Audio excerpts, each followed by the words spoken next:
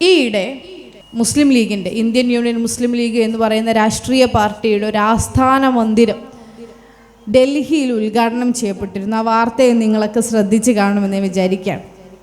ഡൽഹിയിൽ ആദ്യമായിക്കൊണ്ട് ഈ സ്വതന്ത്ര ഇന്ത്യയിൽ ഏറ്റവും ഗംഭീരമായിക്കൊണ്ടൊരു ദേശീയ ആസ്ഥാനം ഇന്ത്യൻ യൂണിയൻ മുസ്ലിം ലീഗിന് കഴിഞ്ഞയാഴ്ച നമ്മൾ തുറന്നു കൊടുത്തു. QMC, ഖായിദെ മില്ലത്ത് സെൻറ്റർ എന്നാണ് അതിൻ്റെ പേര്. ബഹുമാനപ്പെട്ട ഖായിദെ മില്ലത്തിൻ്റെ പേരിലാണ് ആ കെട്ടിടം അറിയപ്പെടുന്നത്, അല്ലെങ്കിൽ അതിനൊരു പേരിട്ടിരിക്കുന്നത്. ഇന്ത്യ എന്ന് പറയുന്ന രാജ്യത്തിൻ്റെ ഭരണഘടനയുണ്ടാക്കുന്നതിൽ പോലും പങ്കുവഹിച്ച ഇന്ത്യൻ യൂണിയൻ മുസ്ലിം ലീഗ് എന്ന് പറയുന്ന രാഷ്ട്രീയ പാർട്ടി ഉണ്ടാവണമെന്ന് വാശി പിടിച്ച ആ രാഷ്ട്രീയ പാർട്ടിയുടെ ആശയ ആദർശങ്ങൾ ക്രമപ്പെടുത്തിയ ഖായിദെ മില്ലത്തിൻ്റെ പേരിലൊരു ആസ്ഥാന മന്ദിരം ഉണ്ടാകുന്നു. അതുണ്ടായപ്പം അത് വലിയ രൂപത്തിൽ നമ്മൾ ലീഗുകാരൊക്കെ ആഘോഷിച്ചപ്പോൾ പല ആളുകളും പിന്നണിയിൽ കിടന്നിട്ട് ചില പ്രശ്നങ്ങൾ ഉണ്ടാക്കിക്കൊണ്ടിരിക്കുകയാണ്. അവരുടെ ഫിത്ന എന്താണെന്നറിയോ? സ്വാതന്ത്ര്യം കിട്ടി 10-77 വർഷം കഴിയേണ്ടി വന്നു മുസ്ലിം ലീഗിൻ്റെ ആസ്ഥാന മന്ദിരം ഉണ്ടാക്കാൻ. ഒരു പാർട്ടി ഓഫീസ് ഉണ്ടാക്കാനേ 77 കൊല്ലം കഴിഞ്ഞിട്ട് ഇപ്പോഴൊരു പാർട്ടി ഓഫീസ് ഉണ്ടാക്കണേ. ഇതിൻ്റെ മുകളിലാണ് ഒരു ഭയങ്കര ആഘോഷം കൊണ്ടാടുന്നത്. ഉളുപ്പിൽ എങ്ങൈമാരി എന്നുള്ള ചോദ്യം ഒരാവശ്യമില്ലാതെ ചില ആളുകൾ ഉന്നയിച്ചുകൊണ്ടിരുന്നു.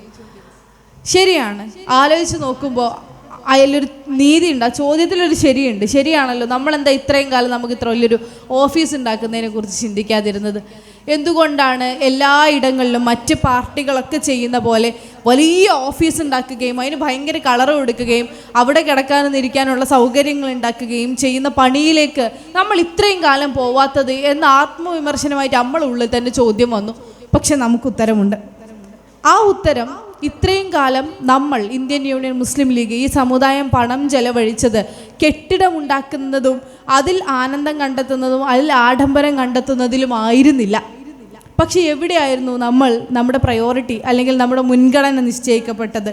ശരിയാണ്, നിങ്ങൾ പറയുന്ന കണക്കെ ഇങ്ങനെ ഓരോ നാട്ടിലും ഒരു വെട്ടുപാറ പ്രദേശത്ത് 10 കൊല്ലം മുൻപ് തുടങ്ങിയ ഒരു CH സെൻറ്റർ, ഇങ്ങനെ ഓരോ ആശുപത്രികൾക്കടുത്ത്, കോഴിക്കോട് മെഡിക്കൽ കോളേജിനടുത്ത്, തിരുവനന്തപുരത്ത് ക്യാൻസർ സെൻറ്ററിനടുത്ത്, ഇതിൽ നിന്നങ്ങ് തുടങ്ങി കേരളത്തിൽ അങ്ങോളം ഇങ്ങോളം ഓരോ ആശുപത്രികൾക്കടുത്തും അല്ലാതെയും ഇതുപോലെ നാട്ടിൽ ആളുകൾ ചേർന്നും നമ്മൾ CH സെൻറ്ററുകൾ ഉണ്ടാക്കുകയായിരുന്നു. നമ്മൾ ബൈത്തുർ റഹ്മ ഉണ്ടാക്കിക്കൊണ്ടിരിക്കുകയായിരുന്നു. നമ്മൾ ഓരോ ആളുകൾക്കും ആവശ്യമുള്ള ആളുകളിലേക്ക് എത്തിച്ചേർന്ന് വീടുകൾ ഉണ്ടാക്കിക്കൊണ്ടിരിക്കുകയായിരുന്നു. ഇപ്പം നേരത്തെ കുട്ടിക്ക് കൊടുത്ത വീടുകളുടെ കണക്ക് പറഞ്ഞു. മുസ്ലിം ലീഗ് എത്ര വീട് കൊടുത്തു എന്ന് ചോദിച്ചാൽ ഞാൻ സത്യം പറയട്ടെ, മുസ്ലിം ലീഗിന് കണക്ക് പറയാൻ അറിയില്ല. അറിയാത്തത് എന്തുകൊണ്ടാണ്? കണക്കിൽ രേഖപ്പെടുത്തി വെക്കാവുന്നതിലും അപ്പുറം വീടുകൾ മുസ്ലിം ലീഗ് ഈ രാഷ്ട്രീയ പാർട്ടിയുടെ കയ്യിൽ നിന്നും പൈസ എടുത്ത് ചെലവഴിച്ചു കൊടുത്തു. അത്രയും അധികം ആളുകൾക്ക് വീടുണ്ടാക്കി കൊടുത്തു. ഒരു സമാന്തര ഗവൺമെൻറ് എന്ന ആളുകൾ കളിയാക്കും. ഇതൊക്കെ ഗവൺമെൻറ് ചെയ്യേണ്ട കാര്യമാണല്ലോ, പിന്നെന്തിനാ നിങ്ങൾ ഈ പണിക്ക് ഇറങ്ങുന്നത് എന്ന്. ഗവൺമെൻറ് അത് ചെയ്യാത്തിടത്തോളം കാലം നമ്മൾ എന്ത് ചെയ്യും? എത്ര കാലം നമ്മൾ മനുഷ്യരെ വെയിലത്ത് നിർത്തും, മഴയത്ത് നിർത്തും, ചോർന്നൊലിക്കുന്ന കൂരകളിൽ കിടത്തിയുറക്കും? നമുക്ക് ഈ രാജ്യത്തെ സംബന്ധിച്ചിടത്തോളം, ഈ സമൂഹത്തെ സംബന്ധിച്ചിടത്തോളം നമുക്ക് ചില ഉത്തരവാദിത്വങ്ങളുണ്ട് എന്ന ബോധ്യമുണ്ട്.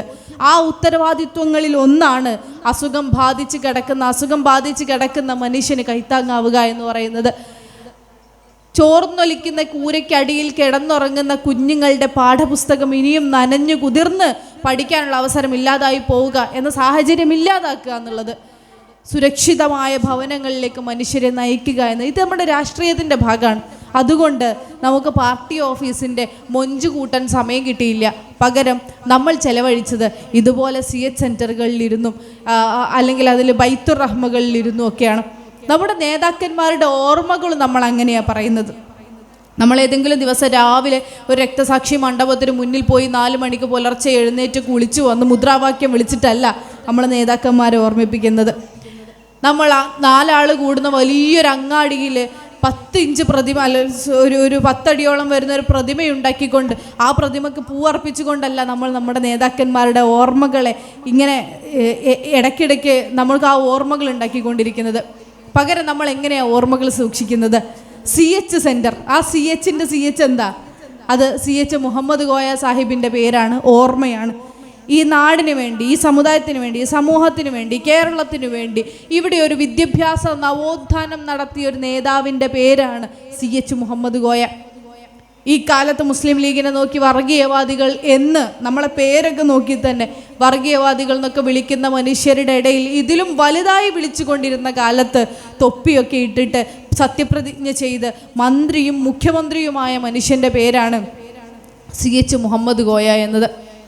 അവിടെ നിന്നുകൊണ്ട് ഈ നാട്ടിലാകെ സ്കൂളുകൾ ഉണ്ടാക്കുന്നതിൽ പങ്കുവഹിച്ച, പിന്നീട് എല്ലാ കാലത്തും നമുക്കതിൻ്റെ തുടർച്ചകൾ ഉണ്ടായിട്ടുണ്ട്. സ്കൂളുകൾ ഉണ്ടാക്കുന്നതിൽ പങ്കുവഹിച്ച CH, ആ സ്കൂളുകൾ വ്യാപിപ്പിക്കുന്നതിൽ പങ്കുവഹിച്ച ET മുഹമ്മദ് ബഷീർ, സൂപ്പിയാക്ക അടക്കമുള്ള ഒരുപാട് മന്ത്രിമാർ പിന്നീട് നമുക്ക് തുടർച്ചകൾ ഉണ്ടാക്കുന്നു. സ്കൂളുകൾ ഉണ്ടാക്കുന്നു, കോളേജുകൾ ഉണ്ടാക്കുന്നു, വിദ്യാഭ്യാസ സ്ഥാപനങ്ങൾ ഉണ്ടാക്കുന്നു, ഈ നാട്ടിലൊരു വിദ്യാഭ്യാസ സംസ്കാരം തന്നെ ഉണ്ടാക്കുന്നു. മറ്റിടങ്ങളിൽ നിന്നൊക്കെ വ്യത്യസ്തമായിക്കൊണ്ട് കേരളം സാക്ഷരതയിൽ ഒന്നാമതാണ് എന്ന് പറയുന്നുണ്ടെങ്കിൽ അതിൻ്റെ 90% പങ്ക് സംശയലേശമന്യേ മുസ്ലിം ലീഗിന് അവകാശപ്പെടാം. കാരണം നമ്മുടെ കാലത്ത് നമ്മൾ ഉണ്ടാക്കിക്കൊടുന്ന എഡ്യൂക്കേഷണൽ റിനൈസൻസ്, നമ്മളൊരു വിദ്യാഭ്യാസ നവോത്ഥാനത്തിലൂടെ നമ്മൾ ഉണ്ടാക്കിയെടുത്തിട്ടുള്ളൊരു സംസ്കാരമാണത്. ആ ഉണ്ടാക്കിയെടുത്ത CHനെ എങ്ങനെയാണ് ലീഗുകാർ ഓർമ്മിക്കുന്നത്? അത് CH സെൻറ്ററിൽ കൂടി ആണ്. CH സെൻറ്റർ കൂടി മാത്രമാണെന്നൊന്നുമല്ല, പക്ഷെ അതിൽ കൂടിയാണ്. മുഹമ്മദ് അലി ശിഹാബ് തങ്ങൾ ഈ നാട് രാഷ്ട്രീയ ഭേദമന്യേ ഞങ്ങളുടെ നേതാവാണ് എന്ന് നെഞ്ചത്ത് കൈവച്ച ഒരു മനുഷ്യനെ കുറിച്ച് പറയുന്നുണ്ടെങ്കിൽ അങ്ങനെ ഒരു മനുഷ്യൻ്റെ പേരാണ് മുഹമ്മദ് അലി ശിഹാബ് തങ്ങൾ എന്നത്. ജാതി മതഭേദമന്യേ, രാഷ്ട്രീയ ഭേദമന്യേ, ലിംഗഭേദമന്യേ, വർഗഭേദമന്യേ, ഒരുപക്ഷെ ഈ ദേശത്തിനും അപ്പുറത്തേക്ക് മനുഷ്യന്മാർ കയ്യിൽ ഇങ്ങനെ നെഞ്ചിൽ കൈ വെച്ചുകൊണ്ട് എൻ്റെ നേതാവ് എന്ന് അരുമയോടുകൂടി ഓർക്കുന്നൊരു നേതാവ്. ആ നേതാവിൻ്റെ ഓർമ്മകൾ നമ്മൾ എങ്ങനെയാണ് കാത്തു സൂക്ഷിച്ചത്? ഓരോ ദിവസവും നമുക്ക് അദ്ദേഹത്തിൻ്റെ ഓർമ്മകൾ പല വിധത്തിൽ കയറി വരുന്നുണ്ടെങ്കിൽ കൂടി അദ്ദേഹത്തിൻ്റെ ഒരു മെമ്മറി എന്നുള്ള രൂപത്തിൽ രാഷ്ട്രീയ പാർട്ടിക്ക് എന്ത് ചെയ്യാൻ പറ്റും എന്ന ചോദ്യത്തിന് മലപ്പുറം ജില്ലാ മുസ്ലിം ലീഗ് കമ്മിറ്റിയുടെ മുന്നിൽ വന്ന ഉത്തരത്തിൻ്റെ പേര് ബൈത്തുർ റഹ്മ എന്നതാണ്. കാരുണ്യ ഭവനം സൃഷ്ടിക്കുക എന്ന് വെച്ചാൽ ഇത് കണക്കെ ഗവൺമെൻറ് പദ്ധതികളിൽ പെടാതെ പോയതും പെട്ടിട്ടും കിട്ടാതായതുമായ, അല്ലെങ്കിൽ നമുക്ക് തൊട്ടടുത്തുള്ളതും കണ്ണീര് വറ്റാത്തതുമായി നമ്മൾ കണ്ടുകൊണ്ടിരിക്കുന്ന സാധാരണക്കാരായി കുറേ മനുഷ്യരില്ലേ, കുറേ പെണ്ണുങ്ങൾ, കുറേ ഉമ്മമാർ, കുറേ ആണുങ്ങൾ, ഇവർക്കൊക്കെ വേണ്ടിയിട്ടൊരു ഭവനം ഉണ്ടാക്കുക, വീടുണ്ടാക്കിയെടുക്കുക. ഇത് നമ്മുടെ നേതാവിൻ്റെ ഓർമ്മകളെ സൂക്ഷിക്കൽ കൂടിയാണ്. മുഹമ്മദ് അലി ശിഹാബ് തങ്ങളുടെ ഓർമ്മകളെ നമ്മൾ സൂക്ഷിച്ചത് അങ്ങനെ കൂടിയാണ്. അങ്ങനെ ഉള്ള ഓർമ്മകൾ തലമുറകളിലേക്ക് കൈമാറുകയാണ്. ഞാൻ പറയുന്നത് നമ്മൾ CH സെൻറ്ററിലോ ബൈത്തുർ റഹ്മയിലോ ലിമിറ്റ് ചെയ്ത, പരിമിതപ്പെടുത്തിയ ഒരു രാഷ്ട്രീയത്തെക്കുറിച്ചും അല്ല മുസ്ലിം ലീഗ് ഏതെങ്കിലും കാലത്ത് സംസാരിച്ചിട്ടുള്ളത്. അത് പിന്നെയും വലിയൊരു പ്രോജക്റ്റ് ഏറ്റെടുക്കുന്നത്. അതിൻ്റെ ഒരു ചെറിയ ഭാഗം നമ്മൾ നേതാക്കന്മാരുടെ ഓർമ്മകളെ നമ്മൾ എങ്ങനെ സൂക്ഷിച്ചു എന്നുള്ളതിൻ്റെ ഒരു ഉദാഹരണം മാത്രമാണ് ഞാൻ പറഞ്ഞത്. എന്തുകൊണ്ട് പാർട്ടി ഓഫീസിന് മുഞ്ചുകൂട്ടലല്ല എൻ്റെ ഒന്നാമത്തെ ഉത്തരവാദിത്വം എന്ന് ലീഗുകാരന് തോന്നിയില്ല എന്ന് മാത്രമാണ് ഞാൻ പറയാൻ ശ്രമിച്ചത്. അതിനപ്പുറത്തേക്കും വലിയ രാഷ്ട്രീയ ദൗത്യങ്ങൾ മുസ്ലിം ലീഗ് ഏറ്റെടുക്കുന്നുണ്ട്. ഞങ്ങൾ ഈ പറഞ്ഞ കണക്ക് കഴിഞ്ഞ ആഴ്ചയിൽ നടന്ന മുസ്ലിം ലീഗിൻ്റെ പാർട്ടി ഓഫീസ് ഉദ്ഘാടനത്തിന് നമ്മൾ ഡൽഹിയിൽ പോയിട്ടുണ്ടായിരുന്നല്ലോ.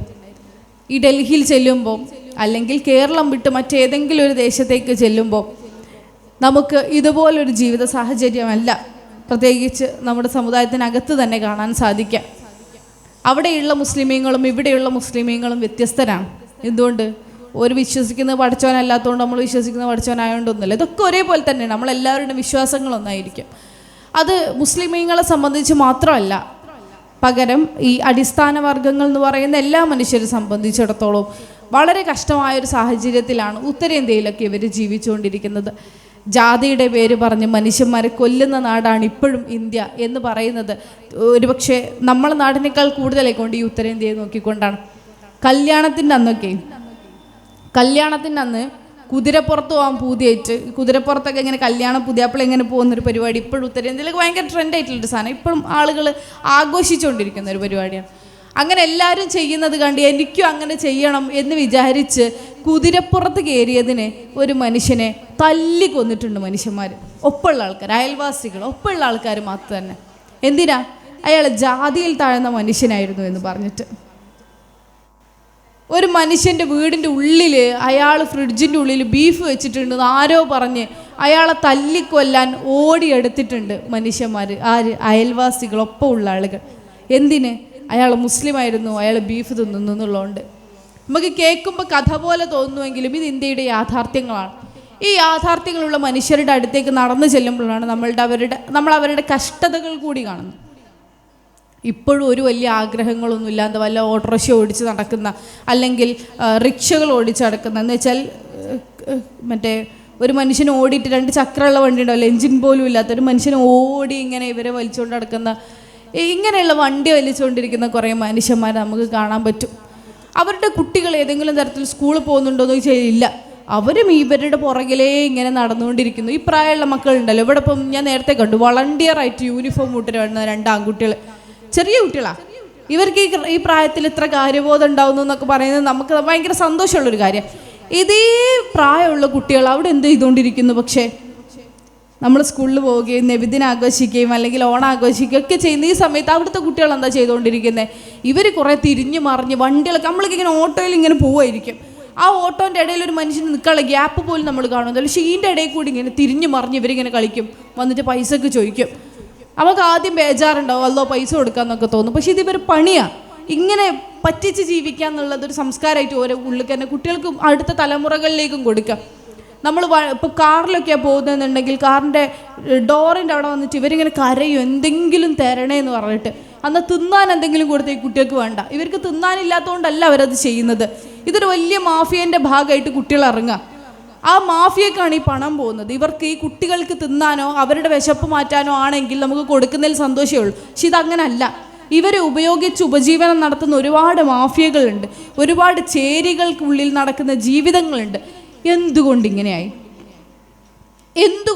ഇപ്പോൾ ഡൽഹിയിലൊക്കെ നിൽക്കുമ്പോൾ പ്രത്യേകിച്ചും ഡൽഹി ഏതാണ്? ഡൽഹി എന്ന് പറയുന്നത് മുഗളന്മാരുടെ ആസ്ഥാനമായിരുന്നു. അതിൻ്റെ മുമ്പ് രജപുത്രരുടെ ആസ്ഥാനമായിരുന്നു. ഈ ബ്രിട്ടീഷ് ഇന്ത്യയുടെ ആസ്ഥാനമായിരുന്നു. അങ്ങനെ വലിയൊരു തലസ്ഥാന നഗരിയാണ് എല്ലാ കാലത്തും ഡൽഹി എന്ന് പറയുന്നത്. അങ്ങനെ ഒരു നാട്ടിൽ രാജാക്കന്മാരുടെ പിന്തുടർച്ചാവകാശികളാകാവുന്ന മനുഷ്യർ ഈ ചേരികളിലൊക്കെ താമസിക്കുന്നു എന്ന് പറഞ്ഞാൽ എന്താണ് അവർക്ക് നഷ്ടപ്പെട്ടു പോയത്? ഇത്ര പ്രതാപത്തിൽ ജീവിച്ചു കൊണ്ടിരുന്ന മനുഷ്യർക്ക് പിന്നീട് അതില്ലാതായി പോയത് എന്തുകൊണ്ടാണ്? ലക്ഷ്യബോധമില്ലാതായതുകൊണ്ട്, അവർക്ക് നല്ലൊരു നേതൃത്വം ഇല്ലാതായതുകൊണ്ട്. നിങ്ങൾക്ക് നല്ല ജീവിതം സാധ്യമാണ് എന്ന് പറഞ്ഞു കൊടുക്കാൻ, അവിടെ ഇങ്ങനൊരു കമ്മ്യൂണിറ്റി ഡെവലപ്മെൻറ്റ് ഉണ്ടാക്കാൻ കൃത്യമായ നേതൃത്വം ഇല്ലാതായതുകൊണ്ട്. അതുകൊണ്ട് ഒന്നുമില്ലാത്ത നമ്മൾ ഇന്ന് എത്തി നിൽക്കുന്ന ദൂരം വളരെ മുന്നിലാവുകയും എല്ലാം ഉണ്ടായിരുന്നവർ ഇന്ന് എത്തി നിൽക്കുന്ന ദൂരം ഏറ്റവും പുറകിലാവുകയും ചെയ്തു. അവിടെ നിന്നുകൊണ്ട് നമ്മൾ നമ്മളെ തന്നെ അറിയാതെ സ്തുതിച്ചു പോവും. മുസ്ലിം ലീഗ് ഉണ്ടായതുകൊണ്ട് മാത്രം ഈ പുഴ നീന്തിക്കടന്നവരാണ് നമ്മൾ എന്ന് നമുക്ക് ഉറപ്പ് പറയാൻ പറ്റും. മുസ്ലിം ലീഗ് ഉണ്ടായതുകൊണ്ട് മാത്രം ഇന്ന് ഈ രൂപത്തിലേക്ക് എത്തിയൊരു സമൂഹമാണ് നമ്മൾ എന്ന് നമുക്ക് ഉറപ്പിച്ച് പറയാൻ പറ്റും. അല്ലാന്ന് നമുക്ക് വേണമെങ്കിൽ ഒരു വാദത്തിന് വേണ്ടി പറയാം. ഇവിടെ വേറെയും കുറേ രാഷ്ട്രീയ പാർട്ടികളുണ്ടല്ലോ, ലീഗ് ഇല്ലെങ്കിലും ഞങ്ങൾ ഇങ്ങനെ ആയിരുന്നു എന്ന്. ഏതാണ് ലീഗ് ഇല്ലെങ്കിൽ നിങ്ങൾ നോക്കാൻ പറ്റുന്ന ഈ രാഷ്ട്രീയ പാർട്ടി? ഓല് മുസ്ലിം ലീഗല്ലേ, ഓലെ പേര് കേട്ടാൽ അറിയാം ഓല് വർഗീയവാദികളാണെന്ന് പറയുന്ന ഈ CPM-മാരാണോ? ഇവരാണ് നവോത്ഥാനം പറഞ്ഞു വരിക, ഇവരാണ് ഞങ്ങൾ എല്ലാവർക്കും വേണ്ടിയാണ് എന്ന് പറഞ്ഞു വരിക. നമ്മളെ പേര് കേട്ടാൽ ഇവർ തീവ്രവാദികളാണെന്ന് പറയുന്ന ഇവരെ വിശ്വസിച്ച് നമ്മൾക്ക് ഇങ്ങനെ ഒരു നവോത്ഥാനം ഉണ്ടാവും നിങ്ങൾക്ക് വിശ്വസിക്കാൻ പറ്റുമായിരുന്നോ? കാലിക്കറ്റ് യൂണിവേഴ്സിറ്റി പോലൊരു യൂണിവേഴ്സിറ്റി ഉണ്ടാക്കിയപ്പോൾ അതിനുവേണ്ടി CH-ഉം മുസ്ലിം ലീഗും ഒരുപാട് പണിയെടുത്തപ്പോൾ അവസാനം അത് യാഥാർത്ഥ്യമായപ്പോൾ അതിൻ്റെ ഉദ്ഘാടനത്തിന് അതിൻ്റെ മുന്നിൽ കൂടി പോയിട്ട് അവിടെ ഇറങ്ങാത്ത മുഖ്യമന്ത്രിയൊക്കെ ആയിരുന്നു ഈ CPM-ന് ഉണ്ടായിരുന്നത്. ഇവർക്കിത് വേണ്ട എന്ന് വിധി എഴുതിയ ആളുകൾ ഇവരുണ്ടാവും നമുക്ക് തോന്നുന്നില്ല. പകരം മുസ്ലിം ലീഗ് ഉണ്ടായതുകൊണ്ട് മാത്രം ഉണ്ടായൊരു മാറ്റം. CH-നെയും മുഹമ്മദ് അലി ശിഹാബ് തങ്ങളെയും നമ്മൾ പറഞ്ഞുവല്ലോ, അതിനു മുൻപും ഉണ്ടായിരുന്ന നേതാക്കൾ സീതി സാഹിബ്, ബാഫക്കി തങ്ങൾ, ഉപ്പി സാഹിബ്, പോക്കർ സാഹിബ്, ഖായിദെ മില്ലത്ത്, ഇവരൊക്കെ നമ്മൾ ആവർത്തിച്ച് പറയുന്ന പേരുകളൊന്നുമല്ല. പക്ഷേ ഇന്ത്യയിലെ ന്യൂനപക്ഷത്തിന് വേണ്ടി നിലകൊള്ളാൻ ഇവിടെ ഇന്ത്യൻ യൂണിയൻ മുസ്ലിം ലീഗ് എന്ന് പറയുന്ന രാഷ്ട്രീയ പാർട്ടി വേണമെന്ന് വാശി പിടിച്ചത് ഇവരൊക്കെ തന്നെയായിരുന്നു. ആ വാശി പിടിച്ചത് എന്തിനായിരുന്നു? ഈ നാട്ടിൽ മനുഷ്യരെങ്ങനെ ആശയറ്റു പോകരുത് എന്ന നിർബന്ധ ബുദ്ധി കൊണ്ടായിരുന്നു. അവരാണ് നമ്മളോട് പഠിക്കാൻ പറഞ്ഞത്, പഠിക്കൂ എന്ന് പറഞ്ഞത്. അപ്പോൾ നമ്മൾ ചോദിച്ചു, അന്നത്തെ കാലത്ത് ആളുകൾ ചോദിച്ചു, എന്തിന് പഠിക്കണം? പൈസ ഉണ്ടാക്കാൻ പഠിക്കേണ്ട ആവശ്യമില്ലല്ലോ എന്ന്. പക്ഷെ പൈസ ഉണ്ടാക്കൽ മാത്രമല്ല ജീവിതത്തിൻ്റെ ദൗത്യം, അല്ലെങ്കിൽ തിന്നലും ഉറങ്ങലും മാത്രമല്ല ജീവിതത്തിൻ്റെ ദൗത്യം. അത് ഇവിടെയുള്ള എല്ലാ മേഖലകളിലും നിങ്ങൾക്ക് അടയാളപ്പെടുത്താൻ പറ്റൽ കൂടിയാണ് എന്ന് പറഞ്ഞു തരാൻ നമുക്കൊരു നേതൃത്വം ഉണ്ടായിരുന്നു. ആ നേതൃത്വം ഉണ്ടായതുകൊണ്ട് നമുക്ക് മുന്നേ നടക്കാൻ സാധിച്ചു. എന്തുകൊണ്ട് കേരളം പോലെ ആയില്ല ഇന്ത്യയിലെ മറ്റു ദേശങ്ങൾ എന്ന ചോദ്യത്തിന് കേരളത്തിൽ വേരുറപ്പിച്ച പോലെ മറ്റിടത്ത് മുസ്ലിം ലീഗ് വേരുറപ്പിച്ചില്ല എന്നത് കൂടി ഒരു ഉത്തരമാണ്. അങ്ങനെയുണ്ടായിരുന്നുവെങ്കിൽ ഒന്നും അറിയാത്ത മനുഷ്യരോട് പഠിക്കുക എന്ന് പറയുകയും പഠിച്ച മനുഷ്യരോട് തൊഴിലെടുക്കുക എന്ന് പറയുകയും തൊഴിലെടുത്ത മനുഷ്യരോട് സംവരണത്തിൻ്റെ ആനുകൂല്യം ഉപയോഗിക്കുക എന്ന് പറയുകയും അങ്ങനെ ഉപയോഗിക്കപ്പെട്ട ആനുകൂല്യം കൊണ്ട് നിങ്ങളായി മാറ് എന്ന് പറയുകയും അടുത്ത തലമുറയെ കൂടി നിങ്ങൾ ഇങ്ങോട്ട് കൊണ്ടുവരൂ എന്ന് പറയുകയും ചെയ്യാൻ അവർക്കൊരു നേതൃത്വം ഉണ്ടായിരുന്നുവെങ്കിൽ ഇങ്ങനെ ആയിത്തീരില്ലായിരുന്നു. അതില്ലാതെ പോയവർക്ക് വേണ്ടി വഴിവിളക്കാവാൻ ഇനിയുള്ള കാലത്ത് നമ്മളുണ്ടാവണം. ഇവിടെ CH സെൻറ്ററുകളിലൂടെ, ഇവിടെ ബൈത്തുർ റഹ്മകളിലൂടെ, ഇവിടെ നമ്മുടെ രാഷ്ട്രീയ പ്രവർത്തനത്തിലൂടെ, ഇവിടെ നമ്മുടെ മന്ത്രിസഭകളിലൂടെ, നമ്മുടെ അധികാര പങ്കാളിത്തത്തിലൂടെ നമ്മൾ നേടിയെടുത്ത എല്ലാ സുഖങ്ങളുടെയും എല്ലാ അവകാശങ്ങളുടെയും ഒരാനുകൂല്യം ഇനിയുള്ള കാലത്ത് ഇന്ത്യയിലെ മറ്റു ജനങ്ങൾക്കും നൽകാൻ നമ്മൾ ഉത്തരവാദിത്വ ബോധത്തോടു കൂടി പ്രവർത്തിക്കേണ്ടതുണ്ട്. നിങ്ങളാരും ചെയ്യുന്നത് ചെറിയ പ്രവർത്തികളല്ല. ഇവിടെ കുട്ടിക പറഞ്ഞ കുട്ടിക്കാരുടെ കഥയാണ്. ഇവിടെ പറയാൻ ഓരോ ആളുകൾക്കും അവരവരുടെ കഥകളുണ്ട്. ആ കഥകളൊക്കെയും അധ്വാനത്തിൻ്റെ കഥകളാണ്, സ്വപ്നങ്ങളുടെ കഥകളാണ്. ഇനിയും ആ സ്വപ്നങ്ങൾക്ക് നിറം നൽകാൻ നമുക്ക് ഒരുമിച്ച് മുന്നോട്ട് പോകണം. എപ്പം നമ്മൾ വിഭിന്നമായി തീരുന്നുവോ, ചിഹ്ന ഭിന്നമായി തീരുന്നുവോ, അപ്പം തീരും ഈ കണ്ട പോരിശയൊക്കെയും. ചിഹ്ന ഭിന്നമായി തീരാതിരിക്കുക, ഒരുമിച്ച് നിൽക്കുക. ഒരുമിച്ച് നിന്നാൽ ഇനിയുള്ള കാലത്ത് നമുക്ക് നേടിയെടുക്കാൻ ഒരുപാട് കാര്യങ്ങളുണ്ട്. നമ്മൾ നോക്കിക്കൊണ്ട് വർഗീയവാദികളെന്നും അപരിഷ്കൃതരെന്നും പറയുന്ന മനുഷ്യരോട് ഇതൊന്നുമല്ല, ഞങ്ങൾ അഭിമാനബോധമുള്ള മനുഷ്യരാണ് എന്ന് പറയാൻ ഇനിയും നമുക്ക് കാലമുണ്ട്.